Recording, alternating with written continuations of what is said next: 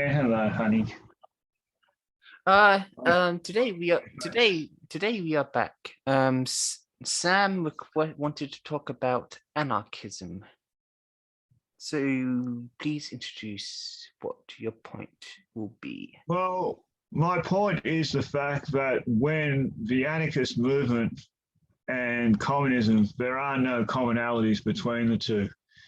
Objectively, the anarchist ideology was rejected by Karl Marx and Friedrich Engels, and they rejected Bakunin and Pointhurst's ideologies that we can achieve a stateless society and abolish the capitalist state.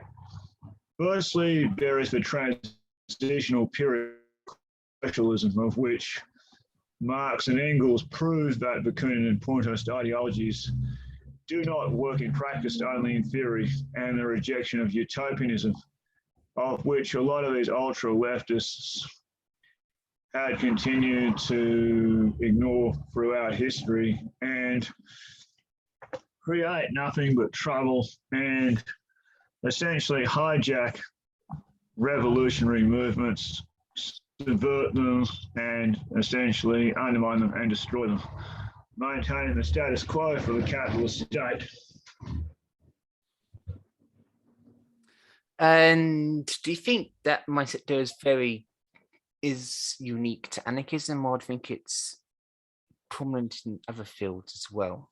Well, I think it's prominent in the left comms and also other revisionist tendencies of liberalism that refuse to acknowledge the necessity for a workers' state, usually under the guise of rejection of authoritarianism, which is what they use as a premises for their rejection of Marxism and rejection of socialism as an ideology in application and in theory.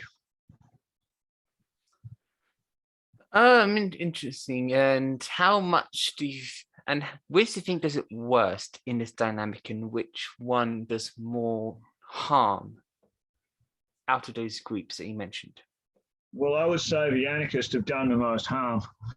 If you look at, let's fast forward from the Kronstadt uprising, which they tried to do, and the fact they tried to assassinate Lenin 4 or 5 times. Two seconds. Sorry. Okay. You keep talking. I got it muted now. Keep talking. Okay. Yeah, they tried to assassinate Lenin 3 or 4 times. The Soviet Russians with a motto. The motto they had was Russian Soviets without socialism, which was their motto. And they tried to assassinate Lenin 3 or 4 times. They sided during the Kronstadt Mutiny with British and German and Australian mercenaries and White Russian forces over the Bolsheviks. So, incredible story. Got it. Anyway, you sent me a video about anarchism. I will just show it now. Yes, certainly. Go ahead. Leaked documents internally from the FBI, from its infamous COINTEL, that is its counterintelligence program, that the FBI has a history of using anarchist ideology, anarchism, to, in its own terms, quote, disrupt the left. This is from Freedom of Information Act, that is FOIA requests, FOIA, FOIA requests. I wrote a short blog post at Substack. In COINTELPRO, the FBI used anarchism to disrupt the left, attack Vietnam, and attack the Soviet Union. Here is a cartoon in a zine, an underground newspaper created by the FBI. I point out that there's a quote in this FBI internal document that says, quote, "The anarchist point of view is the most disruptive element in the new left and should be capitalized on in the most confusing ways." Here is this is the relevant segment of the internal FBI COINTELPRO document. It is believed that the anarchist point of view is the most disruptive element in the new left and should be capitalized on in the most confusing ways. Here's another part of the FBI COINTELPRO document, and they say that they say the publisher and the writers should be strictly anarchist. And why? Why did the FBI want to create an anarchist newspaper?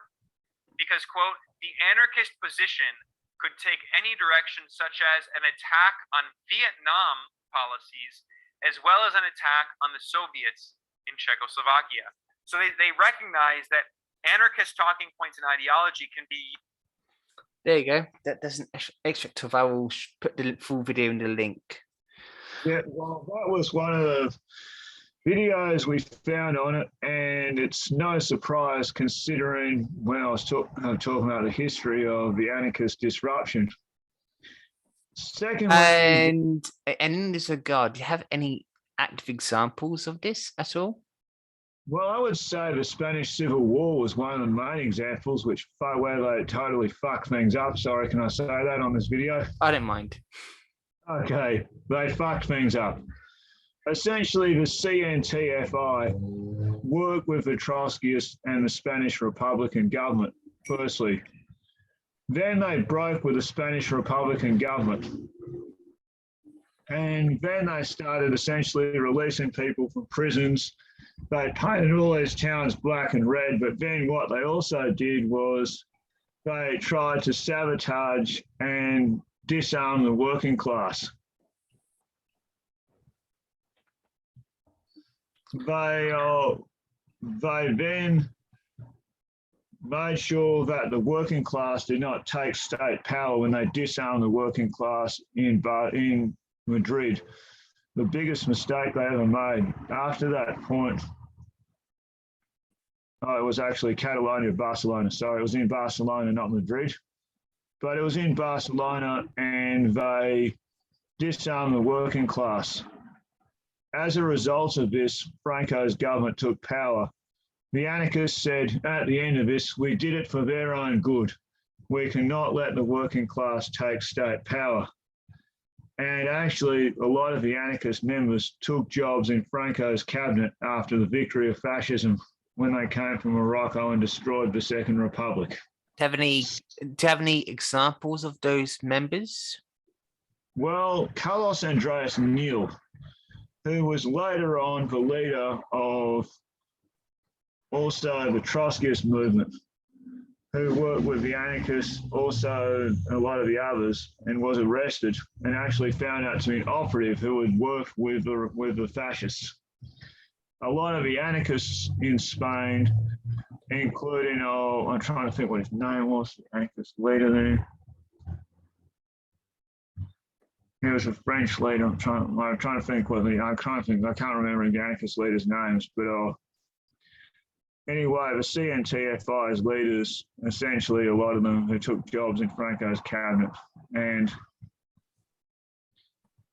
as a result, a lot of the anarcho-syndicalists were responsible for destroying the Second Republic of Spain and the disarming of the working class. So the pacification of the working class by the anarchists in Spain was one of the main examples of treachery they carried out.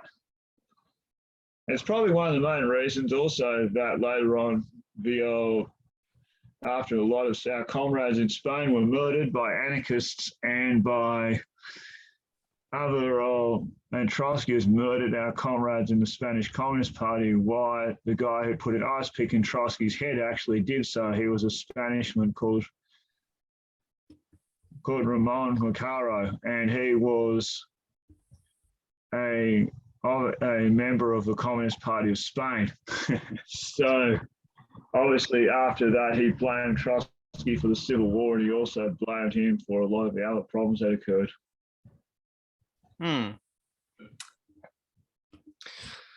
And regarding the Kronstadt uprising, what do you think lessons can be from that? The thing we can learn from that is the fact that the anarchist treachery at the end of the day will always be to sabotage the workers' state. objectively, since they believe that both capitalism and socialism are equally bad, and that they do not recognise or distinguish between left-wing socialist governments, working state power, and authoritarianism under capitalism, they waver between the two, and eventually they always favour the status quo for capitalism, because at the end of the day, they are used as a force to undermine socialism at every opportunity they can get. Mm-hmm. Because they believe that state power will result in all states, regardless of what they are authoritarian. If you look up, that's what Bakunin said about socialism, and essentially his arguments against Marx, and also the arguments that the Russian Soviets used against the RS used against the Bolsheviks. Hello, comrades. It's the Finnish bullet. Okay, good to hear. And in fact, in fact, a good video which I think people should watch after this is this whole show highlight of here. If you like this video, please consider liking and subscribing. Hello, comrades. It's the Finnish Bolshevik. I don't know what If you loop like there. this video, please consider liking and subscribing and clicking the notification bell. You can also support me on Patreon. Link is in the description, as well as a link to my social media, my blog, and all that stuff. In March 1921, there was a mutiny against the Soviet government among soldiers in the fortress town of Kronstadt. The mutiny went on for 2 weeks until it was suppressed by the Bolshevik government. The Kronstadt Mutiny is one of those topics which is always debated. Was it a heroic uprising against the tyrannical Bolsheviks, or was it an attempt at counter-revolution? Before I started researching this topic, I thought that the Kronstadt Mutiny was basically just a silly anarchistic action, but it's actually much worse than that, as we will see in a moment. The lasting myth of Kronstadt.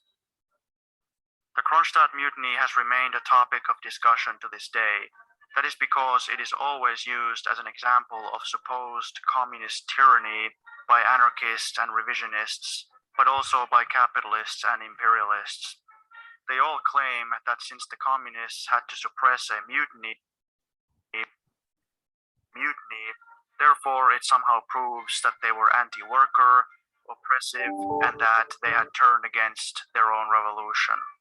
Of course, this is purely stupidity, simplistic thinking, and pure demagogy.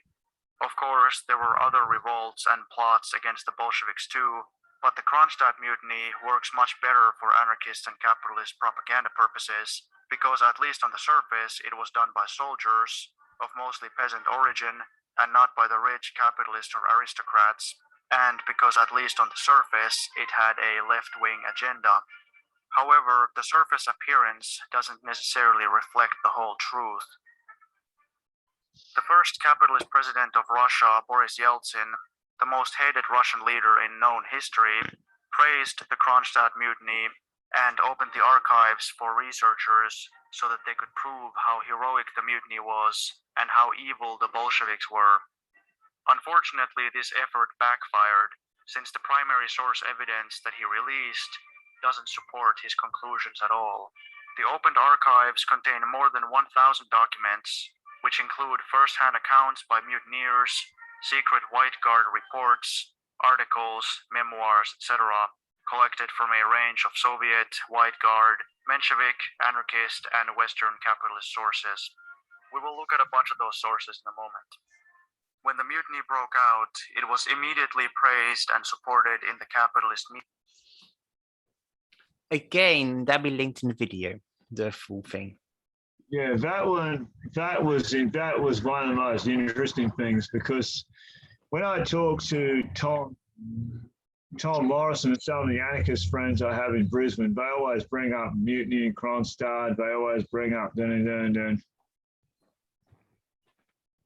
they always And it's funny because when they carry out occupation and the anarcho-syndicalists, sometimes it's sort of weird with anarcho-syndicalists. Sometimes they do kind of have some leanings towards some Marxist ideologies, but then they refuse to acknowledge the ideology and the role of the seizure of state power by the proletarian, which they always refuse to acknowledge or support.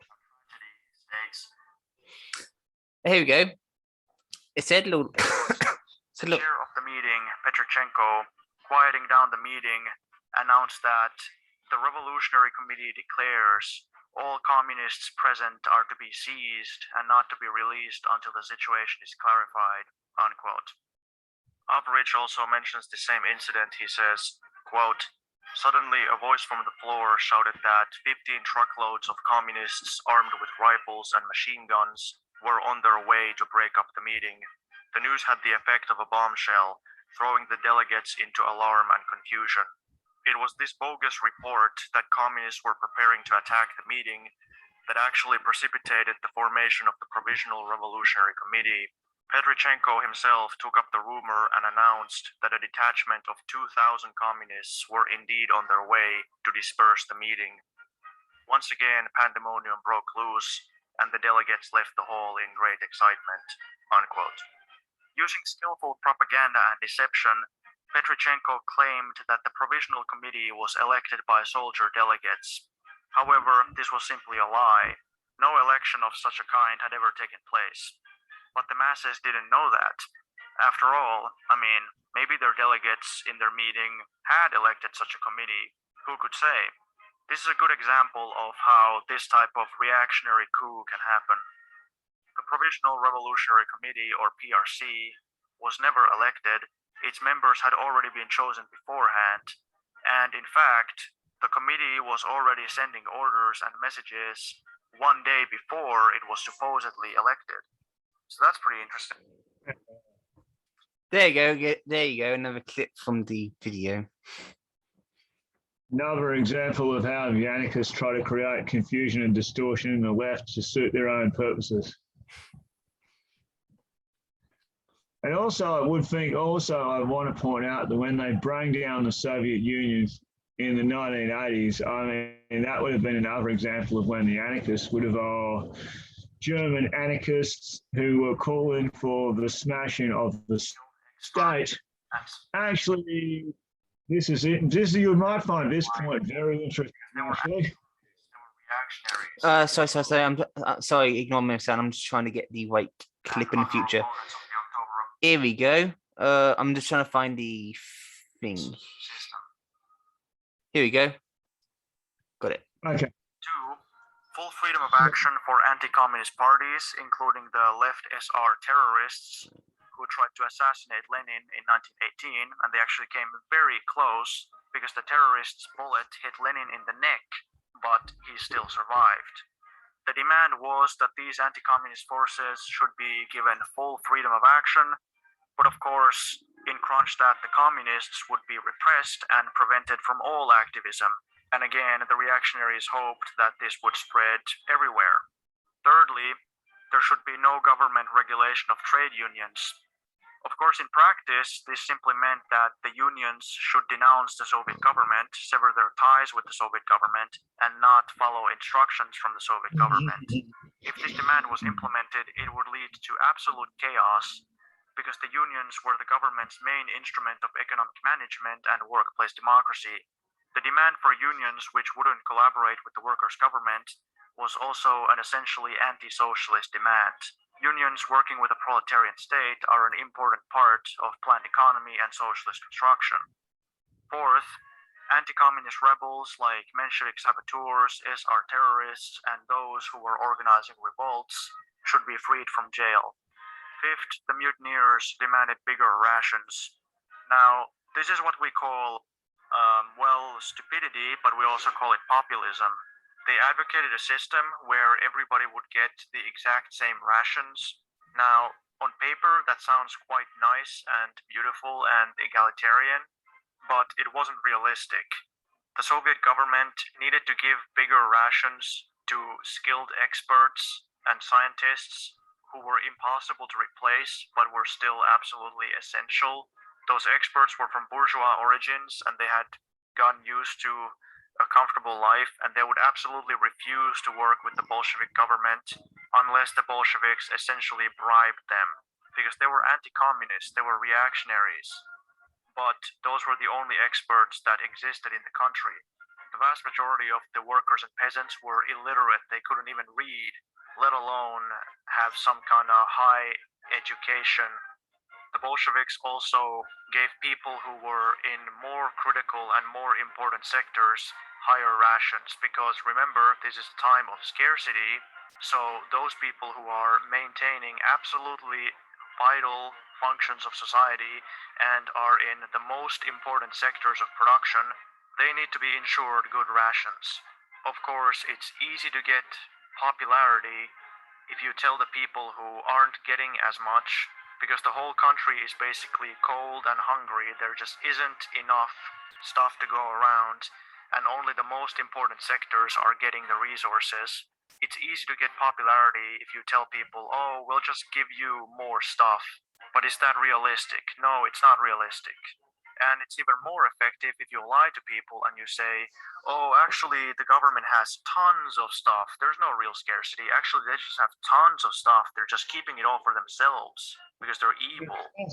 Sex, the abolition. There you go. Another thing going a little bit over the demands of what they're wanting in that instant. One of the points they made about the collapse of the Soviet Union is interesting because, and here's an interesting point, the first founding of the first neo-Nazi party in Germany came about from an anarchist punk who disrupted a communist party meeting in East Germany of the East German Workers' Party, right? Mm-hmm.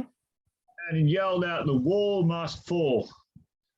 He was subsequently arrested and put in jail in West Germany with the people who were actually former members of the Nazi Party who were in West Germany. When he was in jail, he was indoctrinated and turned and became himself a neo-Nazi. When released, he founded the first ever neo-Nazi party in Germany, which was founded by former anarchists. Mm-hmm.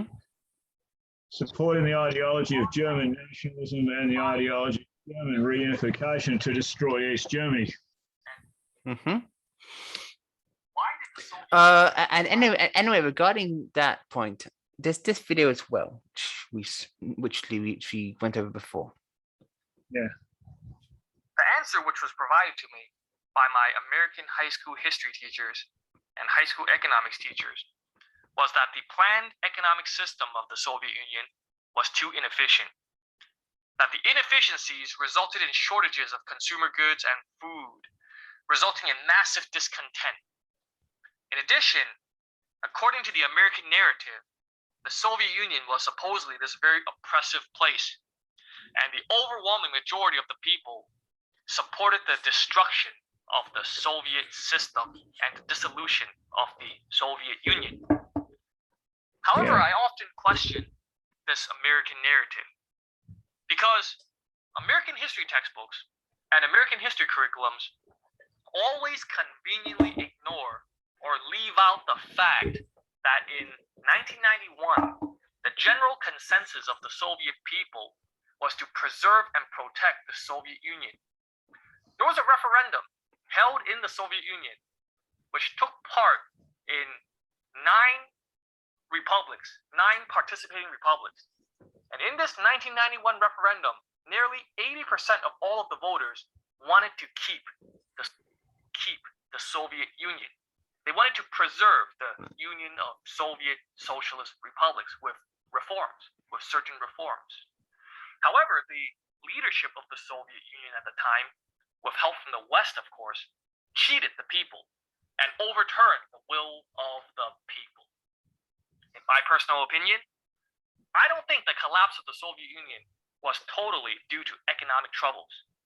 Economic troubles were one contributing factor, but there were also multiple, deeper, underlying issues which involved the successful subversion of the Soviet society by the American-led West, the Americans gaining the upper hand in the political and information war against the Soviet Union, and the betrayal of the Soviet Union by the Soviet leadership at the highest levels of government. First, let's talk about the failure of the Soviet Union to counter the informational and political warfare attacks from the American-led West. Ever since the... And then, see, this is, can I interrupt you there? Of course, feel free to talk. This is where I think China learnt a valuable lesson.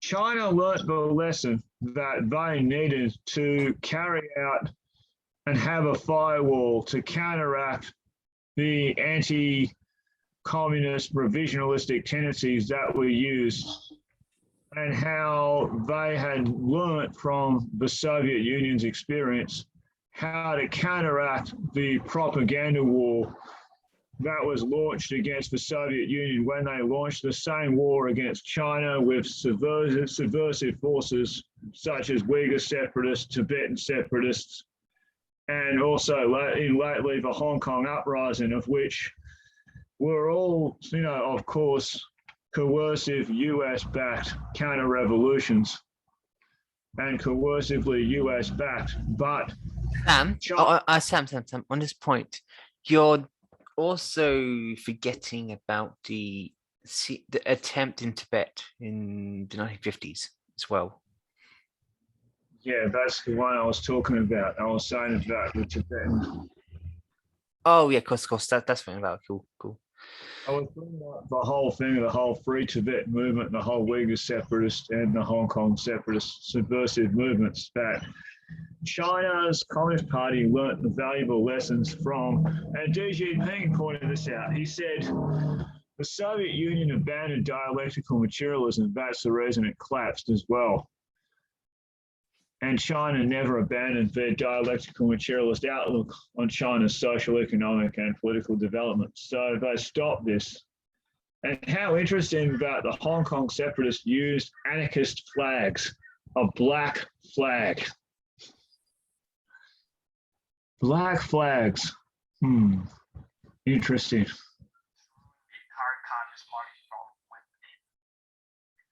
But Gorbachev himself was a very weak leader too. Gorbachev was a very weak man, and he did not have the stamina to keep up with all these attacks. Gorbachev met with the Americans multiple times in the 80s, and he made unilateral decisions to disarm Soviet missiles and to concede to the Americans in the arms race. For example, according to the Soviet ambassador to the United States of America, Anatoly Dobryin, Gorbachev went to Washington in the 1980s, and without any serious bargaining, Gorbachev agreed to destroy all SS-20 missiles in both the European and Asian portion of the Soviet Union. Although these missiles were vital in the defense of the Soviet Union against American bases in Japan and in the Indian Ocean. In addition, in 1988, Gorbachev made an announcement to the United Nations in front of the entire world that the Soviet Union would reduce its armed forces by 500,000 troops. Gorbachev met with George Bush, and according to the Soviet ambassador Anatoly Dobryin, Gorbachev said, quote, "We no longer consider you to be our enemy. A lot has changed. We want American presence in Europe. You must stay in Europe. Your presence there is important for the future of this continent, so do not think that we seek your departure." So Gorbachev disarmed the Soviet military. He wanted to downsize the Soviet military during the height of the arms race. He told the Americans that he wants the Americans to stay in Europe. What kind of message do you think this sends? What kind of message? How do you think Gorbachev was perceived?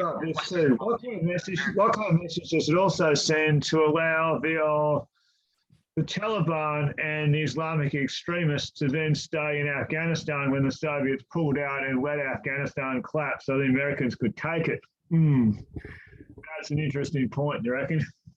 Indeed. And I suppose from that, we need to then make this point clear, is that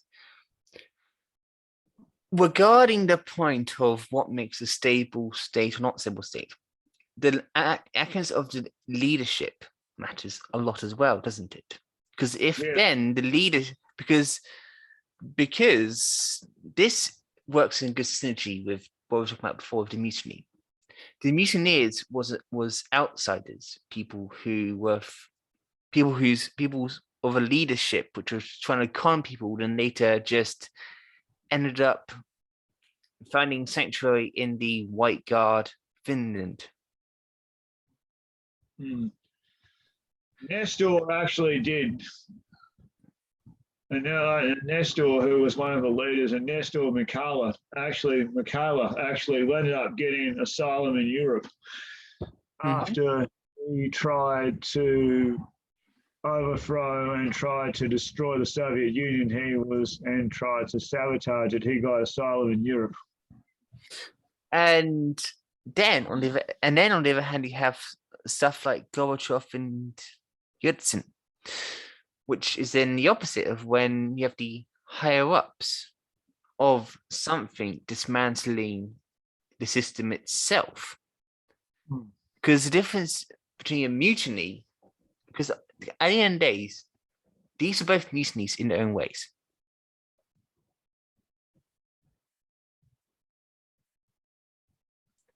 Because if you think about it, Gorbachev and Yeltsin destroyed the system for their own selfish ambitions.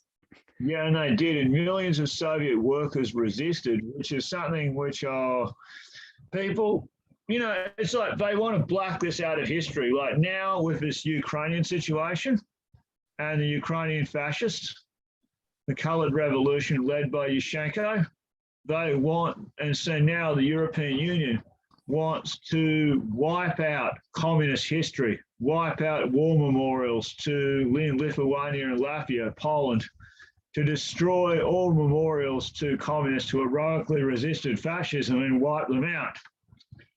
And essentially make the narrative that there's no difference between communism and fascism. Essentially, we're all Europeans now, let's all hold hands and sing fucking Kumbaya, which is all bullshit, right?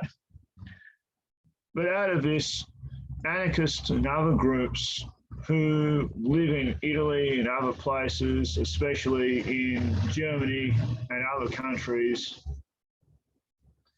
essentially now living in communes, doing things like that. They're pretty much harmless now, essentially, but the anarchists did play a role in the overthrowing of the Soviet Union as well. And anyway, Sam, you said you had something you wanted to share, so you can screen share those things if you want to. Oh, you've already covered it all, I think. No, there was other stuff, remember? Because you had the Q&A stuff and the Corwin stuff. What stuff?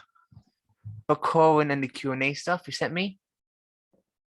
Yeah, well, okay. I'm going to go into share. How do you do this though? Share screen. Yep. Okay. All right. So whiteboard. So how does this work again? Sorry, I'm just screen share to the web page. You have a choice.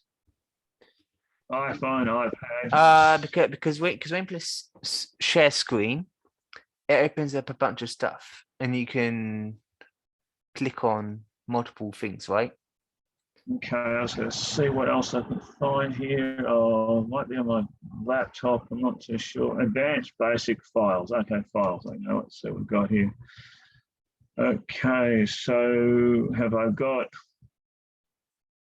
Man, sorry, I fucking don't know how to. Sorry, man. I don't know how to do this shit. Sorry, I'm just trying. Oh, let's do it then. It's fine. Let's do it. Okay, sorry. And which parts of the Q&As were you wanting to talk about exactly? Well, I wanted to talk about the one on this, which I thought was interesting, was Bakunin's ideologies. which I think will, Okay, Sam, let's start this one.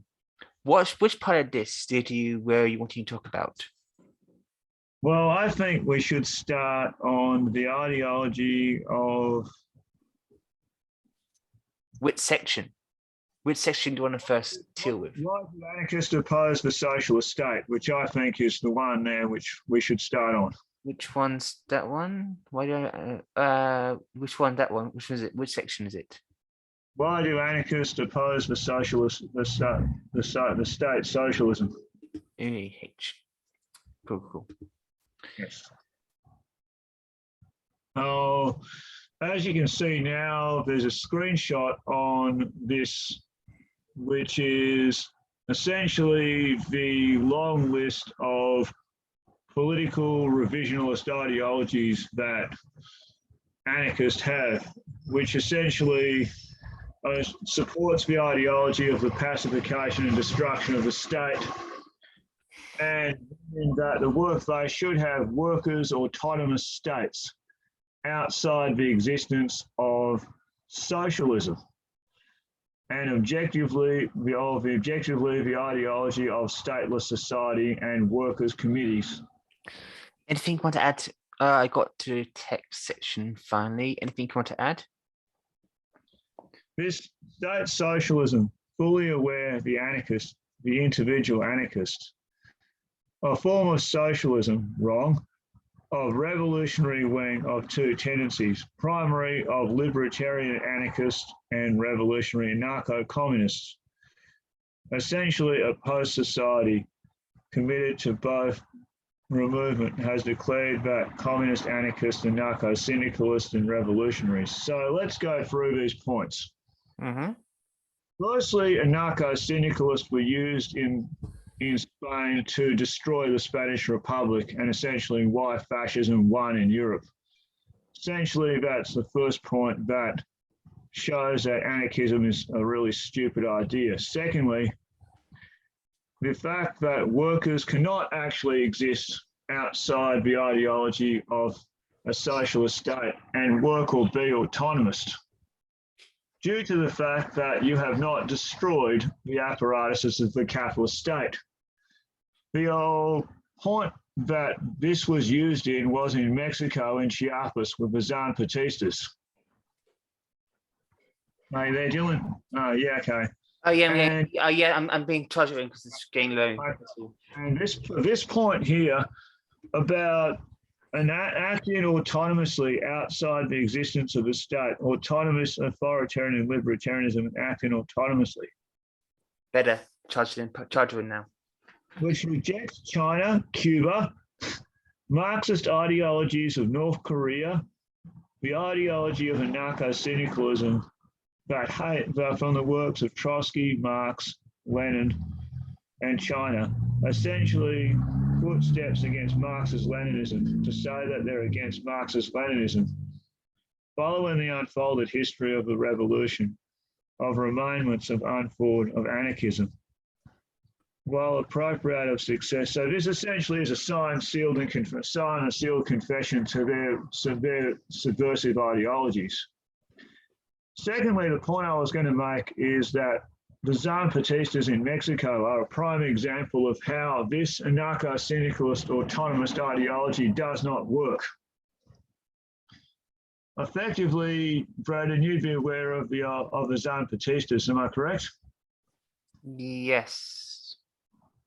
So when Mexico signed NAFTA with the United States, the Zapatista uprising in Chiapas occurred. But essentially, they were an indigenous and narco-syndicalist organisation. They did not take state power. They mobilised protest in Mexico City. Yeah, good on you, blah, blah, blah. But afterwards, they vanished into total obscurity, right?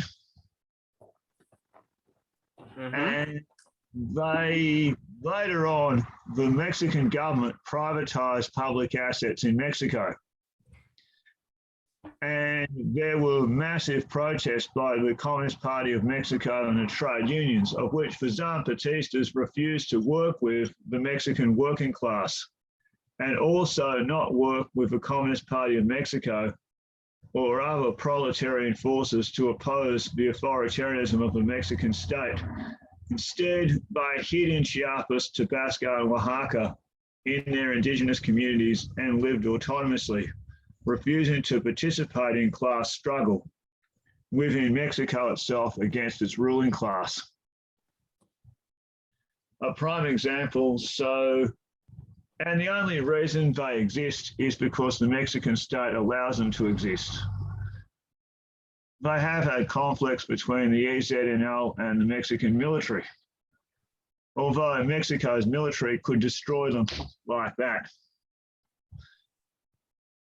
They could just cut off the power to Chiapas and Oaxaca and their villages and essentially just isolate them down the southern part of Mexico. So, looking, Mikhail Bakunin, Writers of Class, the ideology that people against Marxism and condemnation for Marxism. George Petrobach and the German Social Democratic Party. So this essentially will double time the pro-war anarchists. Pro-war anarchists? What the fuck?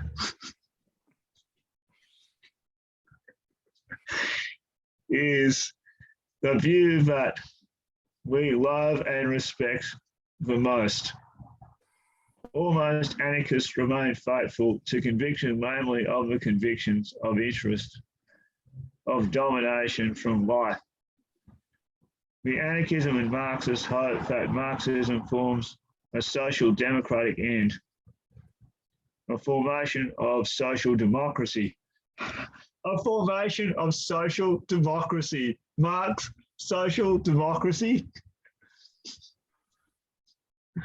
This is the thing where you've got to look at this and think, this is hilarious, man. Seriously.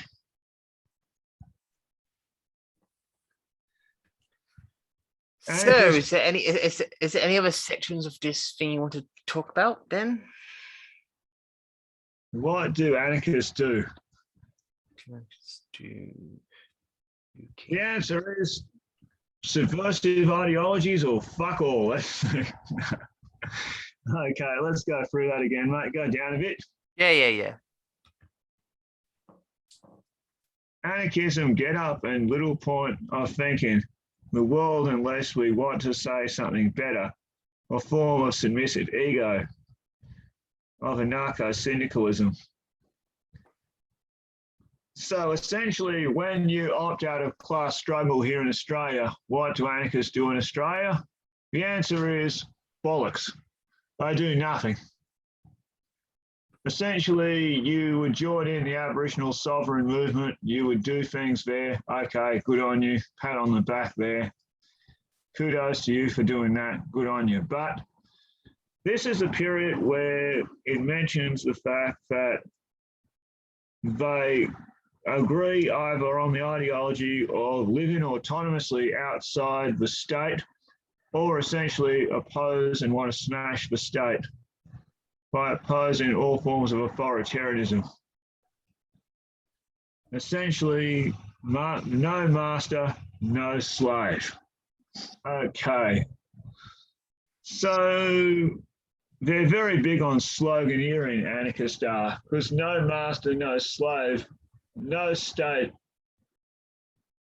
How do you believe that you can maintain doing that without the presence of a trained military, courts, police, and a structured society? Without that, you would have total fucking chaos, and that's what anarchism essentially would want.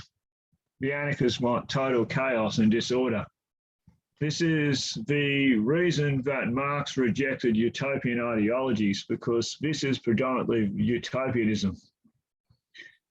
Neither master or slave of Lenin's political capitalist arm, essentially looking at the resources to build a world we share together, and we all sing hands and we run down a rainbow lane in Lollipop Lane with leprechauns and elves in a fairy tale land of La La. essentially, this is how it starts to sound. It does, you reckon? In part, yeah. It goes to this anarchist involved in social struggle. Go down. If you want to continue, you can. Okay, a movement which anarchists involved in social struggle includes the ideology of seeds of anarchy within capitalism. Seeds of anarchy within capitalism. So opportunistic positions you take to do action apart from when you decide to do fuck all nothing, which is essentially what anarchists generally do. Essentially to embrace, gather the struggle itself, the theories of oppression, of the state, involvement of a revolution to replace the dominant structures of society and tendencies, but being against capitalism. Another accepted ideology which has shown the greatest struggle of itself, imposed attractions of society, emerged of which will end when sections of behalf of workers struggle and Ernesto Miles and his life. So when anarchists carry out acts of things like in, say, for example, Extinction Rebellion, right? This is a prime example I'm going to use. You get working class people and environmentalists and hijack these movements, and people get seriously fucking hurt. Or they'll end up getting criminal records because they engage themselves in acts of criminal subversion, trespassing, and criminal activity in order to make their point, of which afterwards they find out their anarchist mates sell them straight up shit creek and will not go and attend to them or help them when they coerce them into carrying out subversive activities, which is one of the things that anarchists do as a point. Sam, anyway, on this point, we're going to point out this. It's almost like the good old Yusuf situation, isn't it?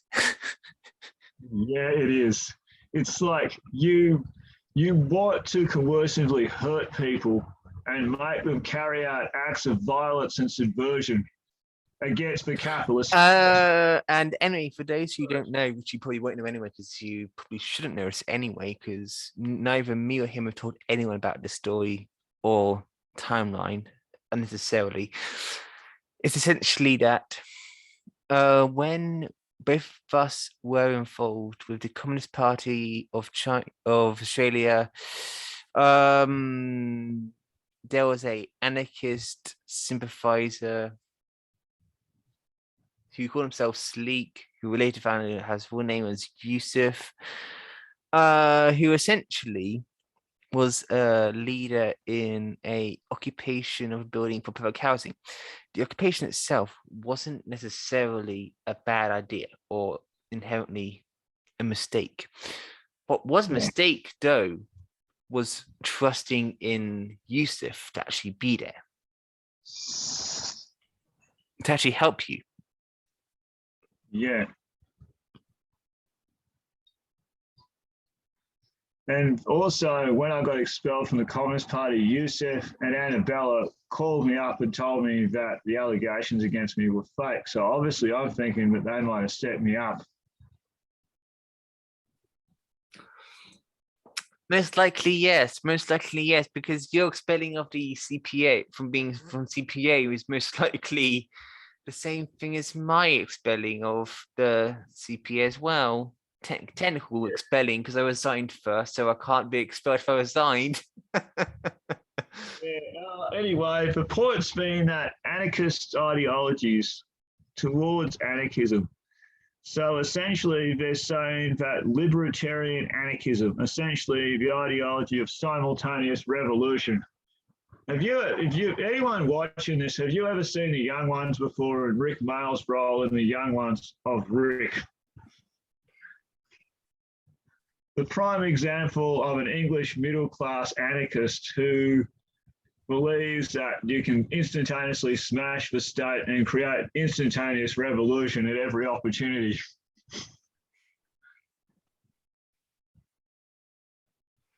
and resorting to the ideology of almost, even an anarchist, I might also add in this point, does not point out the fact that as Marxist-Leninists, we condemn terrorism.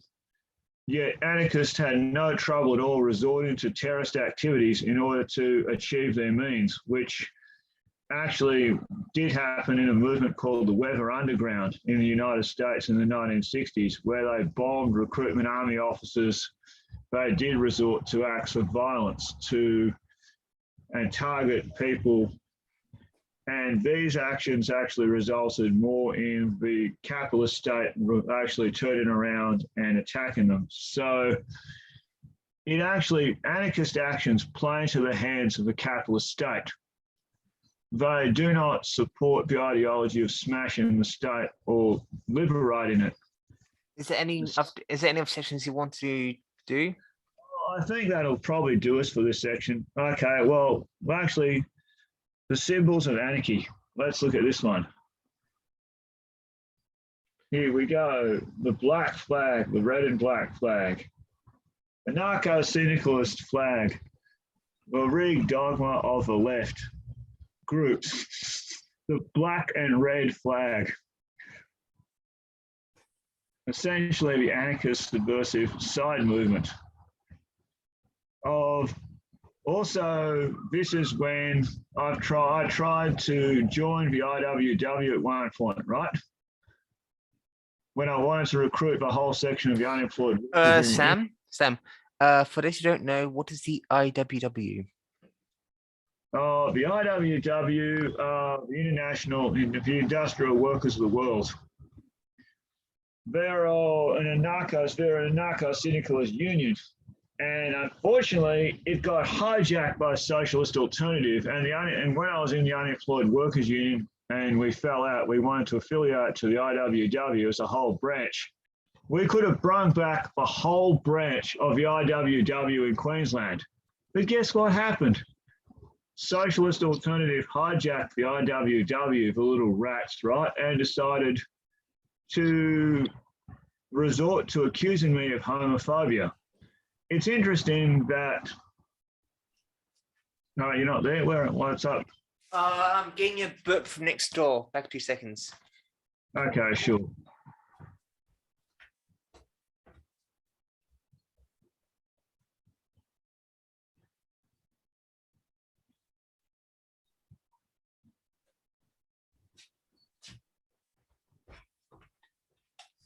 The reason why I did this is because of this.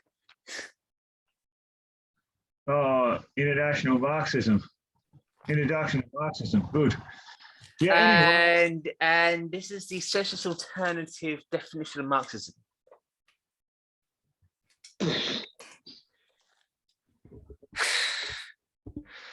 Yes, listen. No. I just want to say this point clearly myself. As you can see,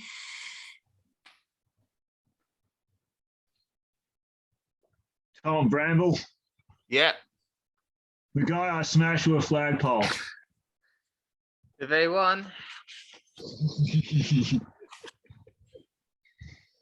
Anyway, continuing.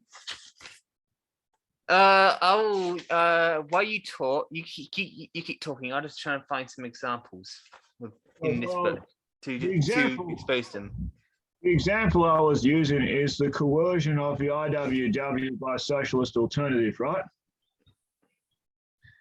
A coercion away from the ideologies of the international movement, which the IWW stood for, which was an anarcho-syndicalist movement that actually played a very productive role at one point in the fact that Joseph Hillstrom, or Joe Hill, and Big Bill Haywood and a lot of the industrial unionists were for the working class and had no trouble working with us.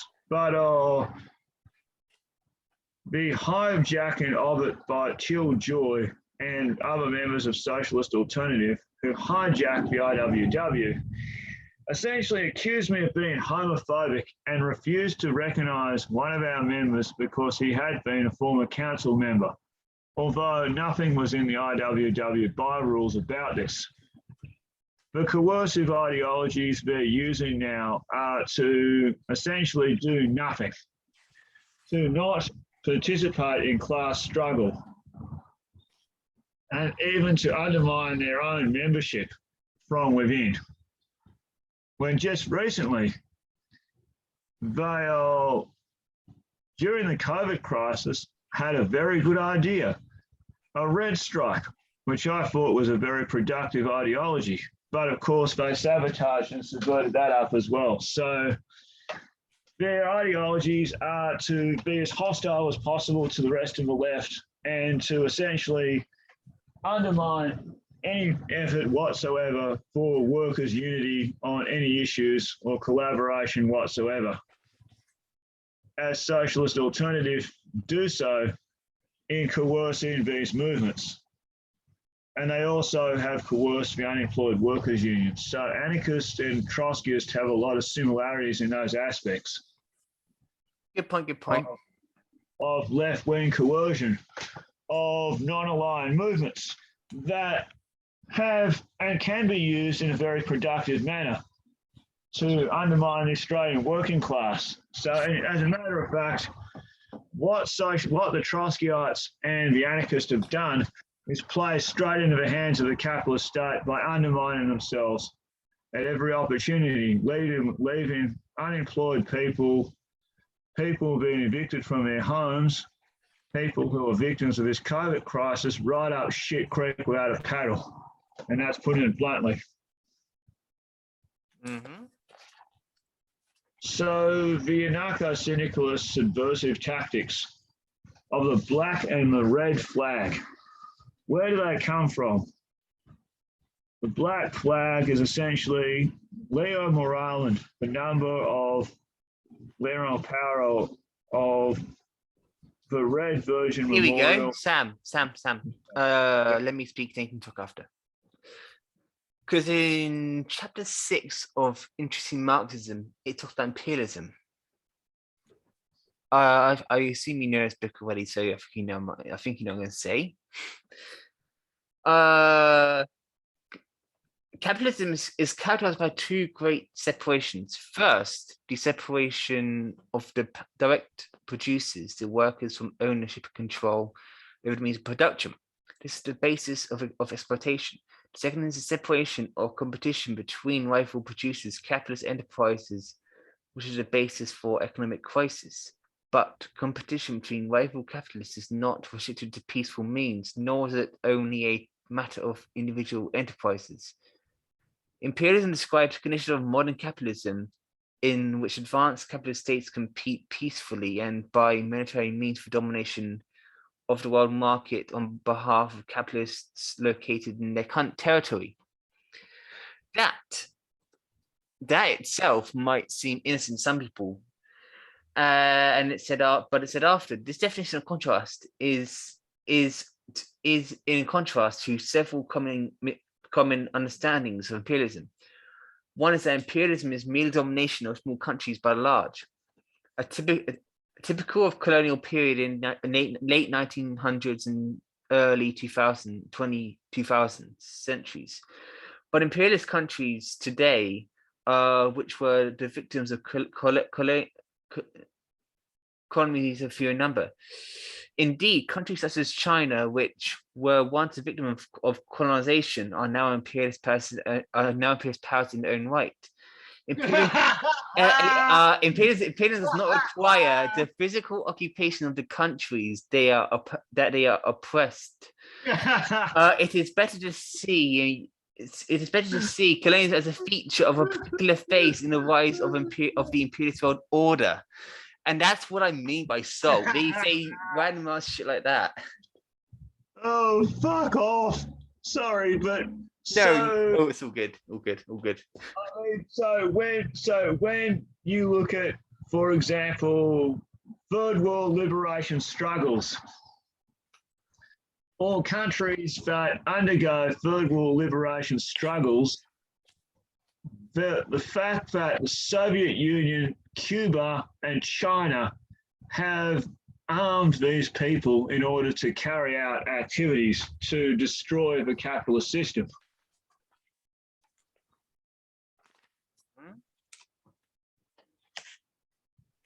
And so Zionist Israel was funded by the United States. So China, if Assad gives arms to the Palestinians, yet you oppose Assad and support free Palestine. Well, and this is the point where the anarchists do the same thing. It's like the liberation of Palestine is important. Well, we can all agree on that one.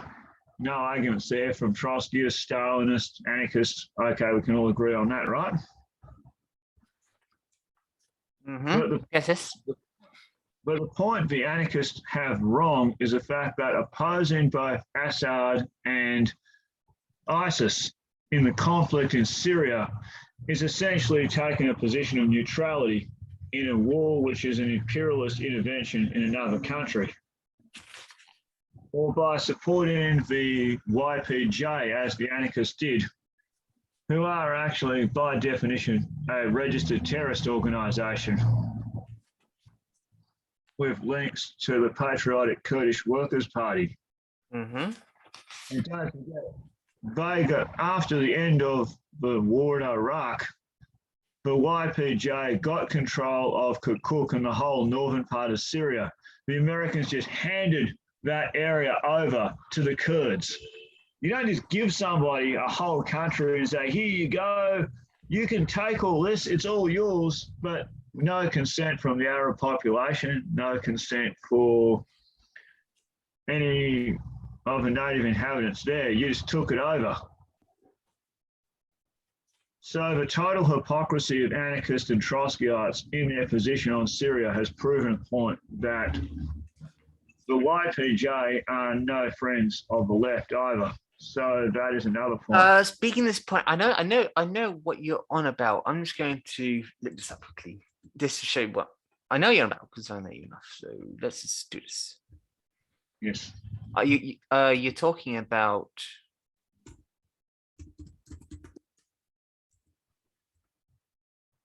socialists. No alternative.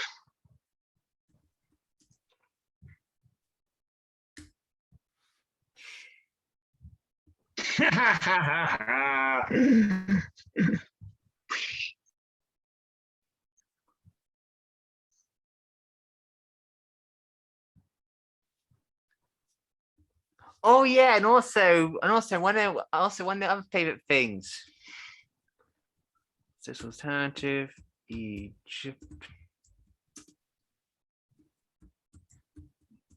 The Arab Spring.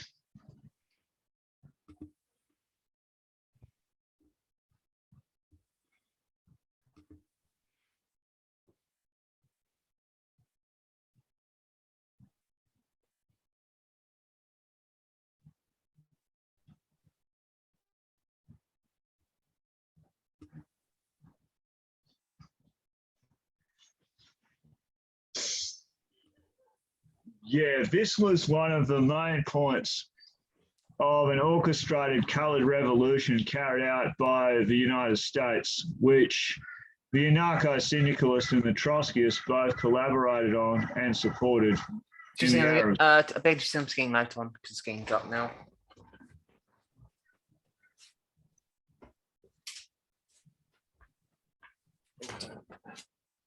Back.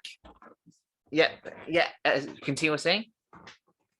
Well, I was going to point out this is the old example of the anarchist and the Trotskyist treachery, and how we started off talking about anarchism, but we have got into the territory of ultra-leftism as well, which anarchism and Trotskyism does cover. So these are very good points of the connection of similarities with revisionistic anti-Marxist tendencies. So this is essentially a group that essentially are socialist in red, just in democratic just glorified liberals, as Lenin called them. Mm-hmm. Lenin referred to the ideology and said that ultra-leftists are nothing more than glorified liberals. Socialist alternative are nothing more than glorified liberals, the same as anarchists and all ultra-leftists. This is what Lenin talked about when he was renouncing left revisionism and in left-wing communism and infantile disorder, of which the Socialist Alternative and other organisations who essentially have almost anarcho-anarchist ideologies. Essentially, they should be called socialist and anarcho-socialist alternative. Mm-hmm. The dangers of what they did are the fact that popularism is, as the Finnish Bolshevik pointed out, a point that these groups take every opportunity to use, the same as anarchists, the ultra-leftist opportunism, to do so because it's populist, not because it's workerist or there's workers involved, which, interestingly enough, Egyptian crisis. Oh, God. Fucking hell, man. Yeah, go with this so you calm yourself down. But that's saying this make you calm. This will make you calm either. So, it is what it is. Okay, yeah. So anyway, this point, the left flag, the black and red flag, which is Lewis McCaleb's flag, the circle with the anarchist flag, which is used by Anarchist History, Nicholas Waltman and Henry Beckerham, of which I have some of his books here, and I have actually read Nicholas Waltman's book. So this is one of I actually did read. So I did actually read on anarchist ideologies. So if you're going to go and be someone who looks at this video and me and Brennan and decides to grill me on being being uninformed, a tanky, a China Nazi, or whatever other bullshit you can throw at me, I have actually read up on your ideologies, so I do read up on your tactics. I'm not an idiot.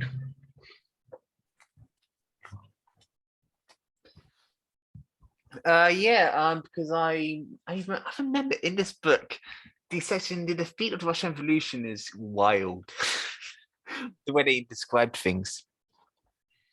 Yeah, essentially Stalin took over and Lenin did. Then it became state capitalist, and the Soviet Union reverted to state capitalism because they follow the ideologies of a man who called Tony Cliff, who essentially was a Zionist Jewish migrant whose family immigrated to the United Kingdom, who wrote the book All That Shimmers Is Not Gold, essentially a revisionistic pamphlet of crap that Lenin actually said was rubbish, of which he referred to the Soviet Union, China, Cuba, and all existing socialist countries. Sam. For example, it said in this, just so others can understand, both of us know because you've dealt with socialist alternative before and so on, but those who haven't, here we go. Why is it so important that working class revolutionaries spread, and why is what Stalin called socialism in our country a contradiction in terms? Socialism is not a utopia that can be conjured by sheer willpower. It, like other societies, requires material basis that makes possible its existence. Socialism is a classless society based not on the subsistence of pre-class societies such as Australian indigenous societies, but on the basis of the technologies and level of productive power that class-based societies have developed. Socialism was impossible in the Middle Ages or in the time of slave societies or of ancient Greece and Rome. Only with the abundance associated with the rise of capitalism could productive surplus be used to raise the living standards of all, and not only this minority. And with the creation of a large working class, such as came since the late 1900s, could capitalism be brought down and replaced by an egalitarian system in the absence of abundance? The only thing that would be equalized would be the poverty and want. So at the beginning of the 20th century, the material basis for socialism exists on a world scale, but that does not mean individual countries could build socialism while the rest of the globe was dominated by capitalist competition. Capitalism, because it is an international system, has created an international division of labor. No country is self-sufficient as early as self-sufficient. For example, it says stuff like that. Yeah. And the point being with that, let's see. The DPRK actually made the point of Jewish ideologies, which undermines this point too. Jewish ideologies talk about the ideology of unity of the workers, the peasants, and the intellectuals, and the self-reliant and self-sufficient nation. That actually does and did exist in the 1950s, at the period when this book of crap was written. Indeed, indeed. And now let's go into what you're saying about the being anti-Stalin. Because it says on page 214, barely was Lenin dead when Stalin announced that the party's aim was socialism in one country, a complete reversal of what has been long been party policy. From then on, Stalin and his henchmen conducted a vicious campaign against the idea that the fate of revolution depended on the success or failure of revolution in the West. They condemned it as alien and to be true, and to the true tradition of Lenin and Bolsheviks. The theory of socialism in one country was not a call to hold on until the international revolution came to Russia's rescue. But a revolutionary anti-Marxist utopia, the foundation stone of the revolution. That's why Trotsky included a lengthy appendix to his history of the Russian Revolution, in which he demonstrated that the entire Bolshevik tradition has been one of internationalism and complete opposition to national chivalryism, which went hand in hand with motion of socialism within one country. One thing to note here that's critical is, did the Trotskyists have their overseas revolution attempts? Yes, they failed terribly. Yep, and also the fact that because the thing is, I have to remind you, the person who controlled the Red Army around the time of the Polish USSR clash, which the USSR lost, was under Trotsky. Yes. And also the fact that when you look at what they're talking about there, this has been proven to be wrong. Because when Lenin looked at what Trotsky had said, wait until the German Revolution had occurred with the Weimar Republic and the downfall of Kaiser Wilhelm, which actually had a lot of possibilities of a socialist uprising. There was military revolts. There were workers' strikes. There was a simultaneous attempt to paralyze the economy to end the First World War and overthrow Kaiser Wilhelm, which worked, but unfortunately, it was undermined by the ruling class and reverted to social democracy. Lenin knew very well that he had to strike while the iron was hot, so he seized state power and did not care about the international conditions, but the domestic, social, economic, and political conditions of the Soviet Union, where he used the opportunity at the first chance to seize state power and destroy Tsarist Russia in the October Revolution. So that first point is another one where the anarchists actually also have the same tendencies as the Trotskyists in these aspects.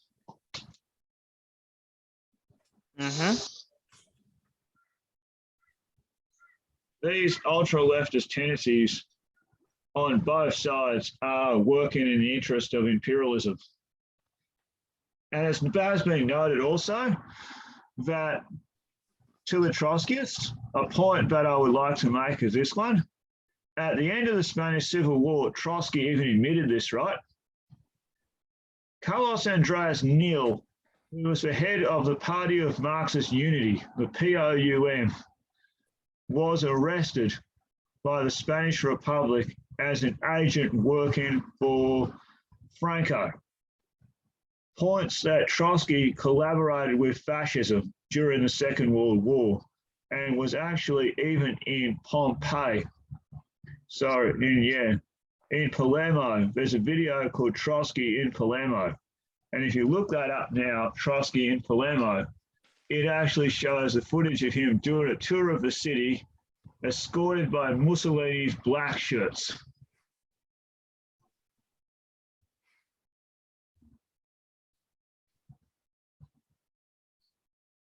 Whenever it's on work.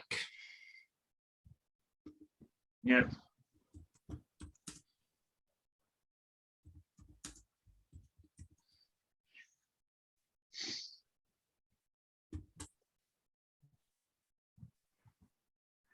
How do you spell that?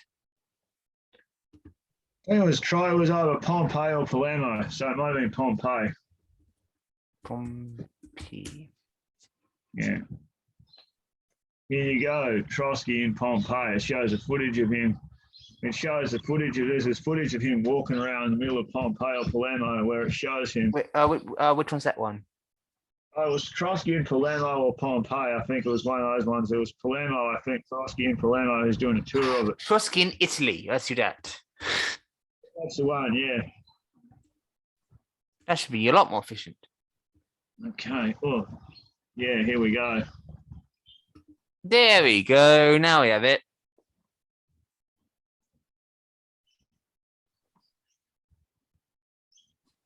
So here we have the footage of Leon Trotsky in essentially doing a tour with El Duce.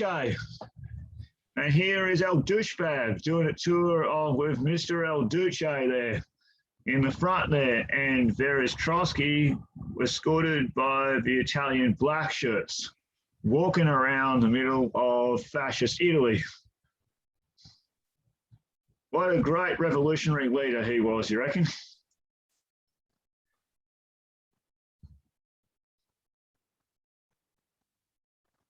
And there's the footage of him escorted by the Mussolini's fascist blackguard. There you go. How's that for a smoking gun, you reckon?